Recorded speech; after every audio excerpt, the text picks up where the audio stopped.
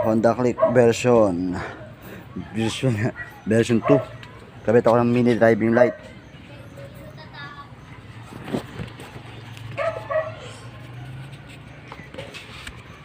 And dito ako nag-top ng wala na ako relay na ginamit.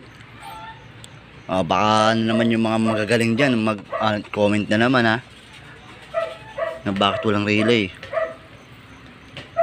Yan lang, basic lang oh. Ito yung common ng switch na 3-way na ako nilagay. Mamaya ko na ayusin yung wiring. Tapos ground, binadi ground ko na rito. Wala ng relay yan. Ayan oh.